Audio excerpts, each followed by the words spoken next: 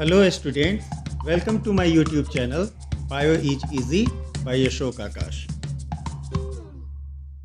आज के इस वीडियो में हम चैप्टर 1 रिप्रोडक्शन इन ऑर्गेनिज्म यानी जीवों में जनन के अंतर्गत फॉलोइंग टॉपिक्स को जानेंगे।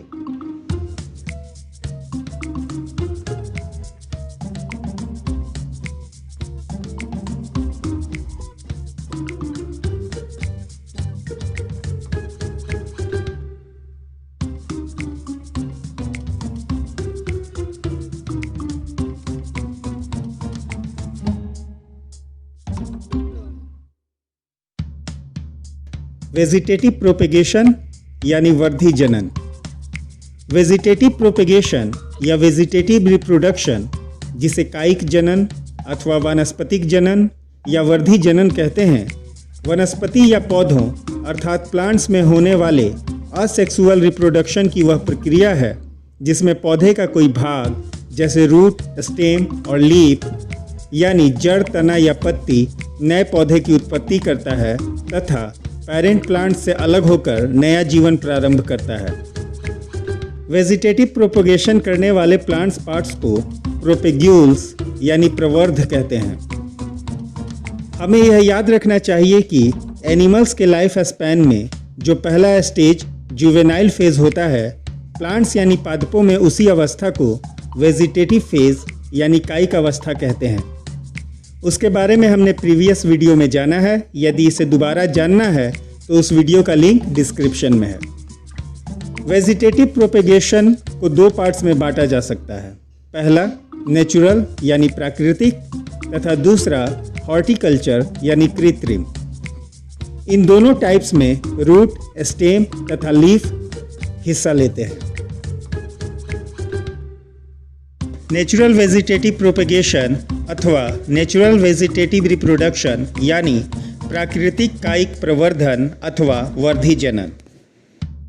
इस मेथड में हम सबसे पहले रूट्स के द्वारा वेजिटेटिव प्रोपेगेशन को जानेंगे।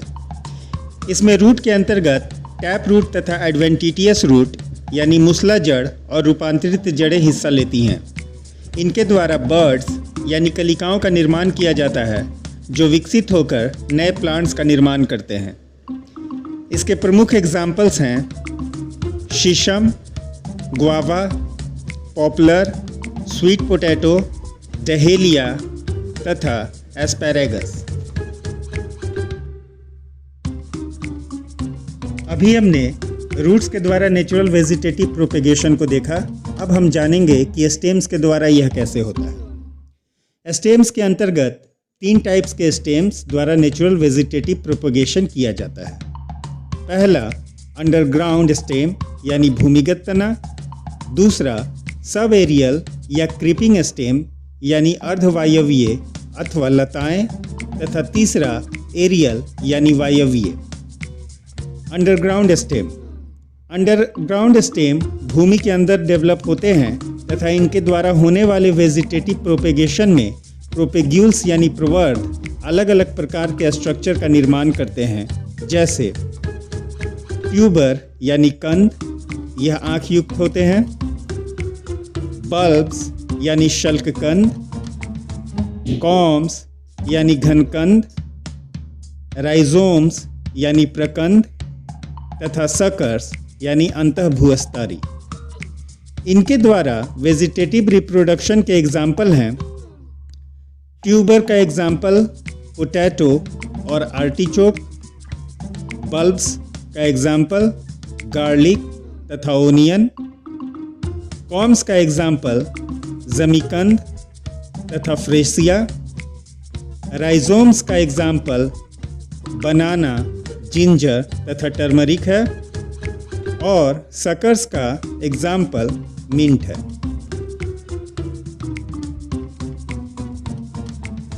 अब हम सब एरियल स्टेम और एरियल स्टेम्स के द्वारा किस प्रकार से नेचुरल वेजिटेटिव रिप्रोडक्शन यानी प्राकृतिक वर्धी जनन किया जाता है, इसके बारे में जानकारी लेंगे।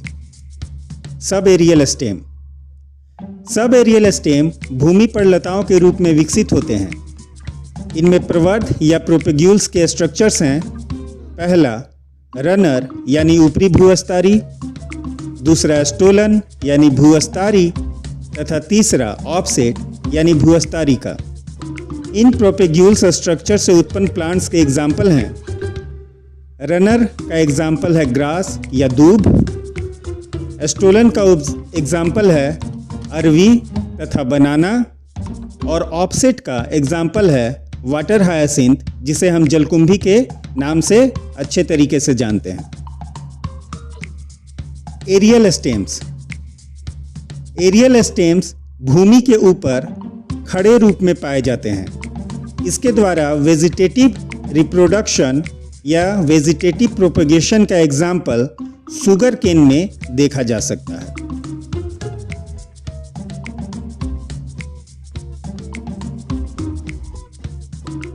लीफ यानी पत्ती।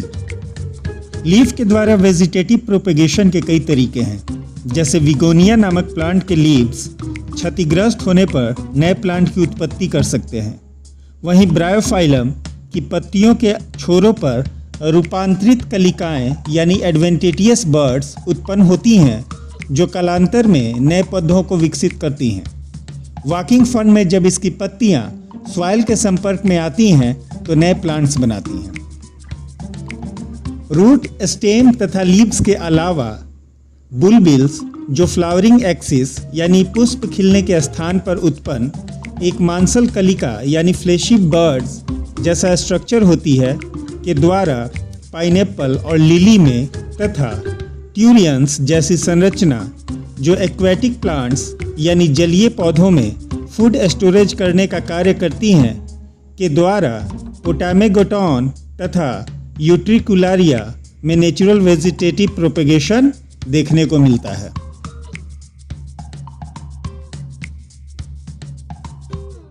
हॉर्टिकल्चर यानी कृत्रिम वर्धी जनन।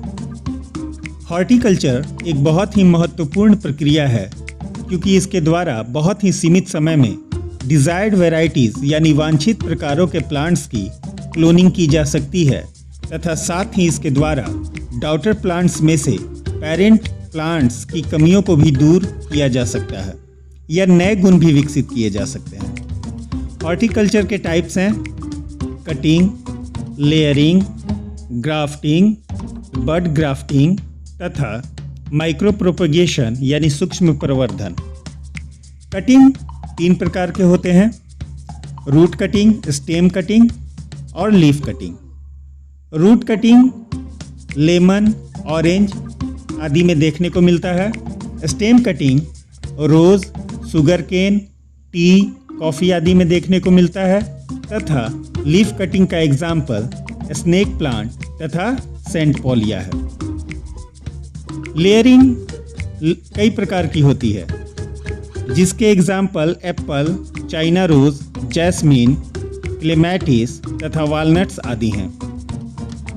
ग्राफ्टिंग के प्रोसेस के अंतर्गत 2 प्लांट्स लिए जाते हैं तथा एक के रूट सिस्टम को दूसरे के शूट सिस्टम के साथ कट करके जोड़ दिया जाता है। इसके एग्जाम्पल हैं plum, rubber plant, peach, pine आदि। वहीं बड ग्राफ्टिंग का एग्जाम्पल सायन है।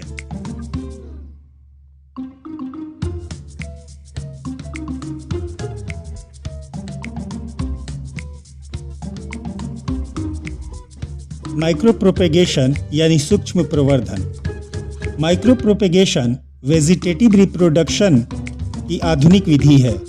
इसके अंतर्गत मदर प्लांट से थोड़े से टिश्यू लेकर एक कल्चर मीडियम में रखते हैं, जहां थोड़े समय में ही यह सेल एंड टिश्यू कल्चर अर्थात कोशिका एवं उत्तक संवर्धन तकनीक द्वारा वृद्धि कर कैलस के रूप में गुच्छा बना लेते हैं। आवश्यकता अनुसार कैलस का छोटा सा टुकड़ा लेकर एक दूसरे पोषक मीडियम में रख कर इन्हें संवर्धित किया जाता है, जिससे छोटे छोटे प्लांटलेट्स प्राप्त होते हैं। इन प्लांटलेट्स या करतोतकों को मिट्टी में रोपकर पौधे प्राप्त किए जाते हैं। इसके एग्जाम्पल हैं अंगूर, गुलाब, मशरूम आदि। महत्व: इस मेथड द्वारा बहुत ही तीव्रता से पौधों की प्राप्ति होती है। पेरेंट्स प्लांट्स की कमियों को छांटकर डॉटर प्लांट्स प्राप्त किए जा सकते हैं। तथा जिन पौधों में बीज नहीं लगते उनमें यह मेथड काफ़ी कारगर है। अगर यह वीडियो पसंद आया हो तो इसे लाइक करें, अगर पसंद नहीं आया हो तो डिसलाइक करें, और अगर बायोलॉजी से रिलेटेड और भी वीडियो चाहते हो तो इस चैनल को सब्सक्राइब करें।